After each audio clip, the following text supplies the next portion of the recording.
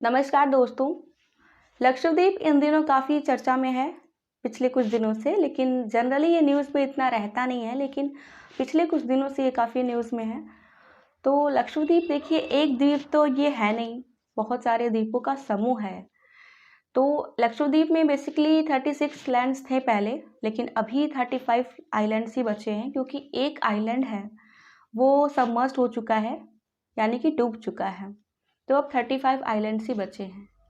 लक्षद्वीप का शाब्दिक अर्थ जो है वो मलयालम और संस्कृत में इसका अर्थ होता है 1 लाख द्वीप। हालांकि 1 लाख द्वीप नहीं है, लेकिन 35 आइलैंड्स जो कि अब हैं, तो ये है मलयालम। इसकी लैंग्वेज है, यहाँ पे बोली जाती है। केरल के काफ़ी नज़दीक है। 200 से 400 की किलोमीटर के रेंज में आपको लक्षद्वीप के आइलैंड सारे वो मिल जाएंगे। तो लक्षद्वीप केरल से काफ़ी नज़दीक है, तो वहाँ के इसलिए नज़दीक होने के कारण वहाँ से काफ़ी कुछ सिमिलरिटीज़ यहाँ के कल्चर्स में, यहाँ के खान पान में मिलती है। लक्षद्वीप 1956 में यूनियन टेरिटरी बना और 1973 में इसका नाम लक्षद्वीप पड़ा।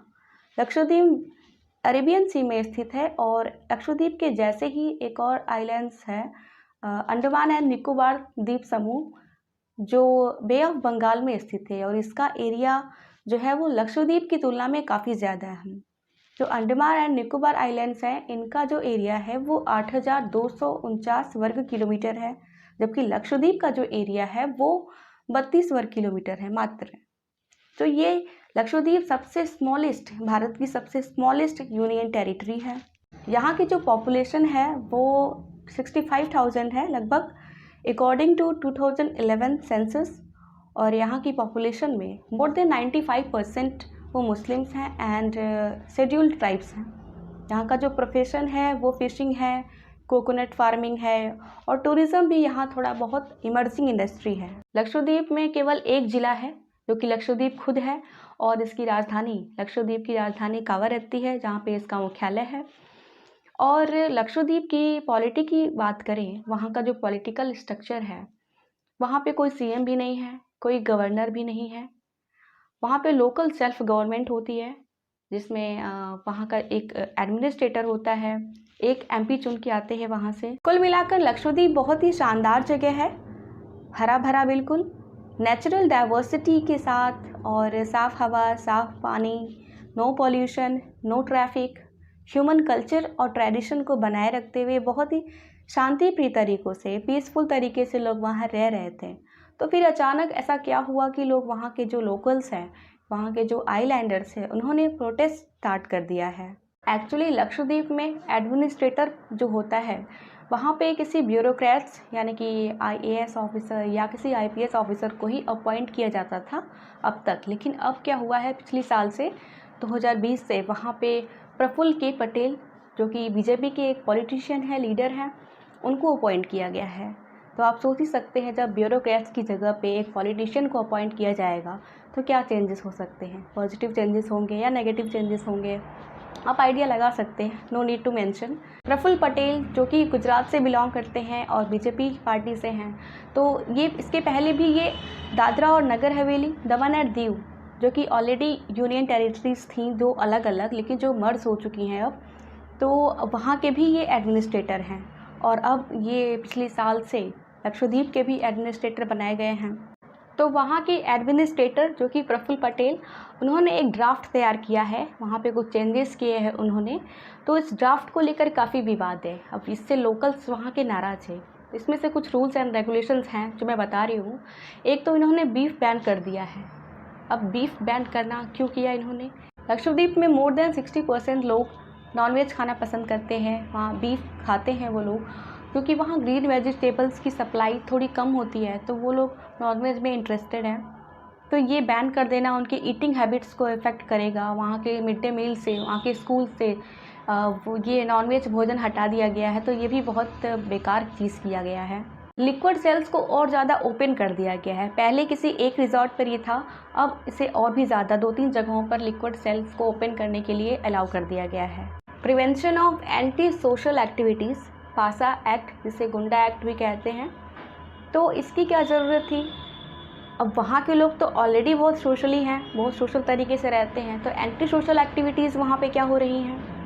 ये हो सकता है कि जो एडमिनिस्ट्रेटर के डिसीजंस के अगेंस्ट जो प्रोटेस्ट करें, जो उनकी खिलाफत करें, तो क्या उनको अरेस्ट करने के लिए, क्या उनको पनिश करने के लिए ये एक्ट लाया गया है?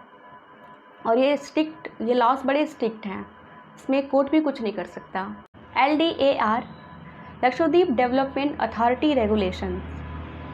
अब किस तरीके का आप वहाँ डेवलपमेंट करना चाहते हैं, मतलब इसके अंतर्गत जो वहाँ की जो लैंड एक्विजिशन पावर्स हैं वो एडमिनिस्ट्रेटर के हाथों में आ जाएंगी।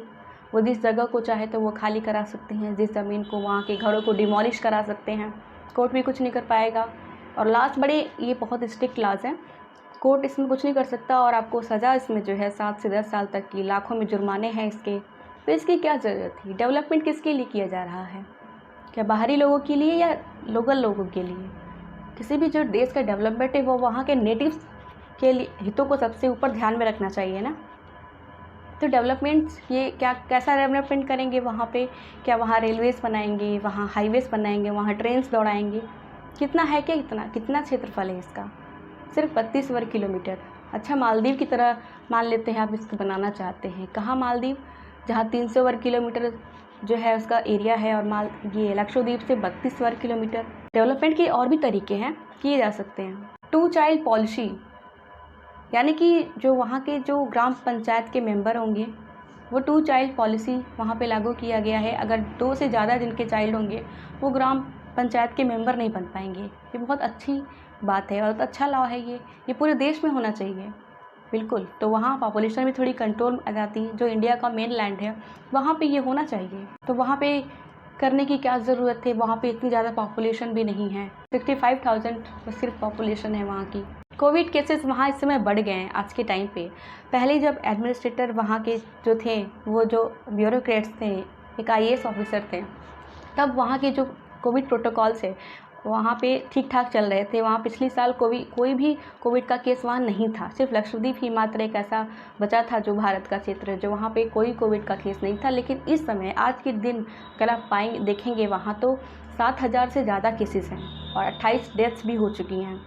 तो इन्होंने कोविड प्रोटोकॉल में थोड़ी ढील दे दिया, तो इससे ये केसेस बढ़ गए हैं। तो कुल मिलाकर ये जो लॉज हैं ये बहुत ही इम्पीरियस मिस्टेप्स हैं गवर्नमेंट के। ये एकदम स्टॉर्म है जो लोगों के ऊपर ज़बरदस्ती थोपा जा रहा है।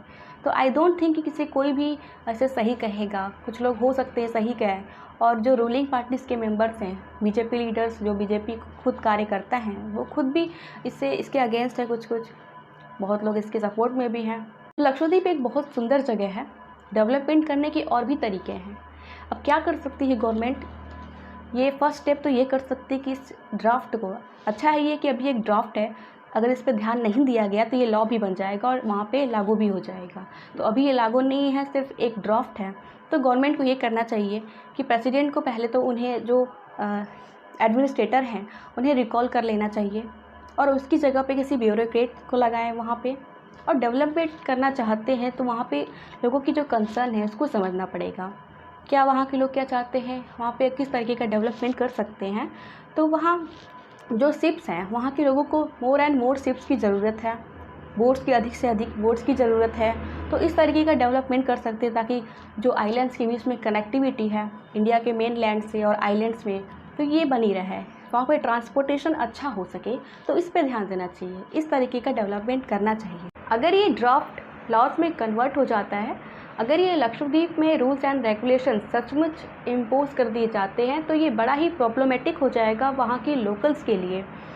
वहाँ की इकोलॉजी बिगड़ जाएगी, पॉल्यूशन बढ़ जाएगा, वहाँ का जो ट्रेडिशन है, जो कल्चर है, लोगों की लाइफस्टाइल है, उस पर काफ़ी इफेक्ट पड़ेगा।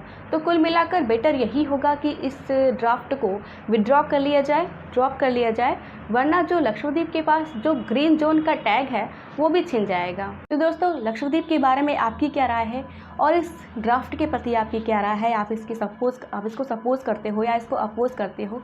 आप कमेंट में ज़रूर बताएं।